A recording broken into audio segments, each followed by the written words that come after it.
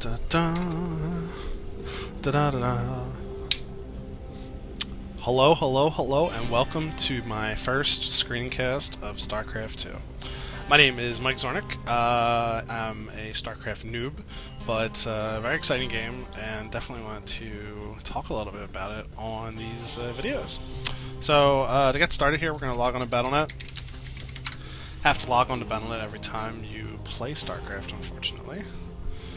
We'll agree to the terms of service. That's just a bug. You have to do that every time during the beta for some accounts. So yeah, last online, enter. So what I'd like to do today is basically just give people an overview of what StarCraft is.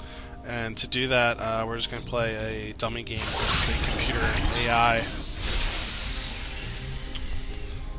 Let's do multiplayer. So, a couple things about the beta. Beta has been out for Windows for a while. For Macintosh, it's been out for about 2 weeks.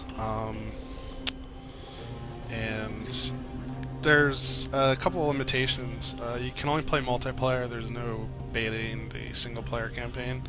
And in multiplayer, you can only do 1v1, 2v2, or a four-player free-for-all. You do have access to all the races, Terran, Zerg, and Protoss. When you're playing games, you can choose random if you'd like, and the computer will just select one randomly. For me, I'm going to do this as Protoss. So anyway, as I said, we're going to do a dummy game versus the computer. And we'll do Close Ravine.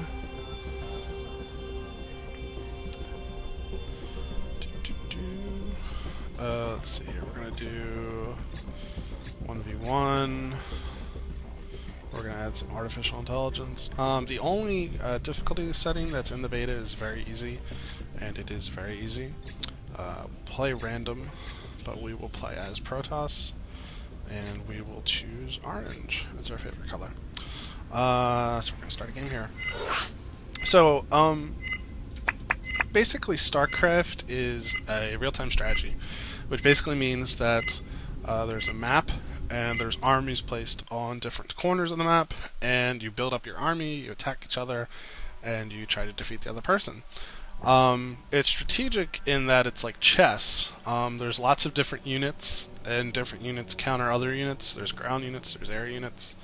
And between the races, they all have different kinds of abilities.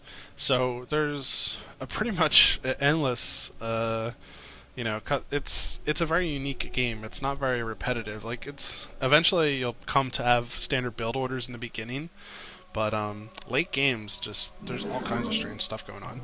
So I'm gonna actually do this very slowly.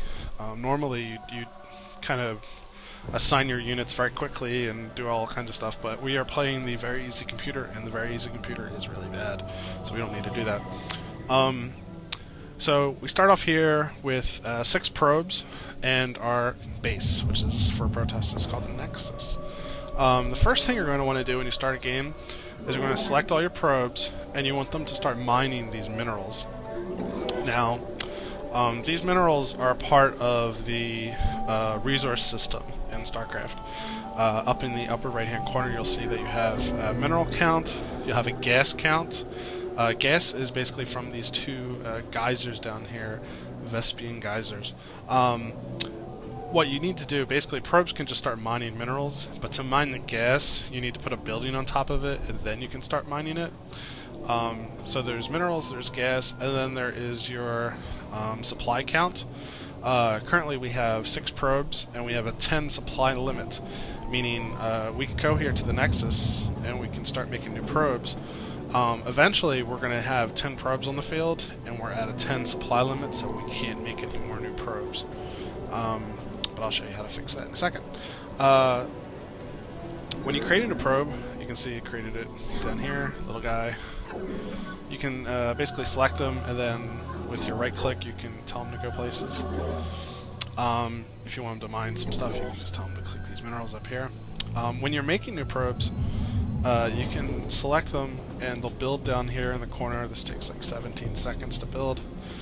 You can right click from the Nexus to the minerals, so that way the second the probe is done, it'll start mining the minerals, which is very important because you don't want to just have probes sitting around. Like if you have a probe sitting around, like I'll grab this guy, pull him down here. Notice in the corner here, you'll have idle worker, and if you press F1, you know, it'll select them, and that's a good way because you don't want idle workers. If an idle worker, you want them to do stuff. Real-time strategy, you need to keep people moving. So let's create some more probes, and let's create a geyser here to capture this gas. Minerals and gas are basically, as you start creating different units, some units will require gas, some won't. The more advanced you get, the more gas things cost, so you need to be aware of that. So here's an interesting thing with Protoss, and I'm going to make another gas unit down here. Notice how I select him, I select warp and structure, which is B for build, and then you have all these things you can build. I'm going to warp it in a simulator for this Vespian gas. The Protoss are interesting. Each race is different a little like this. Basically, they assign the building to build, and then they can go on and do other things. Like they can go back and mine while this thing is warping in. The Marines, for example, when they start building stuff, their unit, little drone, has to actually stay there and build it while it's being constructed. So Protoss is kind of nice because you can run around and build like 8 buildings and then, you know, do other things. So these are our gas. We're gonna start assigning probes to go mine gas. Typically for gas and these mineral nodes, you want to have 3 workers between them for, you know, maximize your take. So anyway, we're at 10 of 10 supply. So if we try to create some more you must construct additional pylons. Probes here, you're going to get that little warning. You got to make more pylons.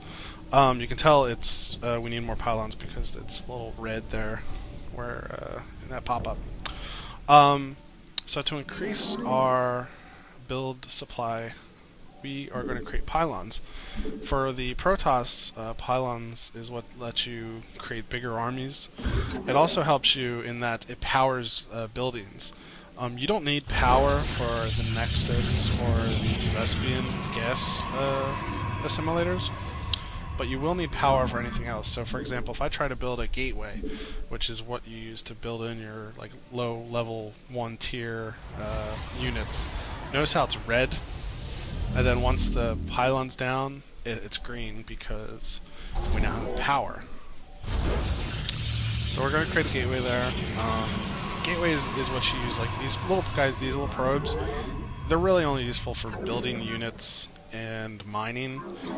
If you try to fight with them, like they can fight, but they're really weak, so they should only fight like other probes, and even then they're probably better off mining.